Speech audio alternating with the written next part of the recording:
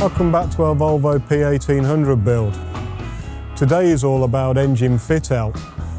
In the engine bay itself, we fit in the aluminium radiator. It's a slightly larger core.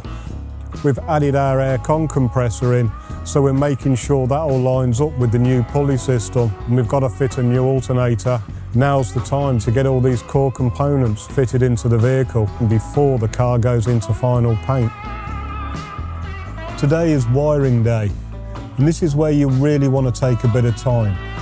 We're integrating some modern wiring into the original wiring system, and that way we bring the car into the future with modern technology.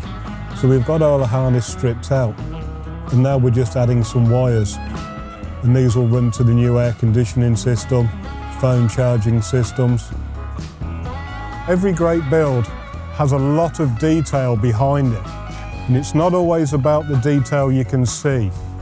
Every component that is fitted is considered, it's thought about, it's painted in a colour to match and complement the part next to it.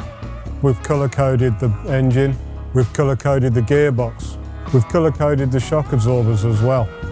Our brake lines and our fuel lines run down the vehicle in perfect uniform shape. So on our engine management system, we've got rid of the distributor and we've replaced it with coil packs. And we've housed them in roughly the same location as where the Dizzy was. And that way, we keep the whole flow of the engine as smooth and as close as it was to the original. Continuing the wiring in the engine bay, lots of parts on the car are quite old and they're quite hard to come by the new stuff. So in laying a standalone engine management system, we future-proof the vehicle and we bring it into the future to complement the interior at the same time. It'll be a lot more reliable and a lot more robust. So why a giant lump of cardboard in the middle of the car? This is because we're fitting the air conditioning system here. We're integrating the two systems, the original heater system and the new air-con system. And we've come up with quite a clever plan to house it externally in the engine bay.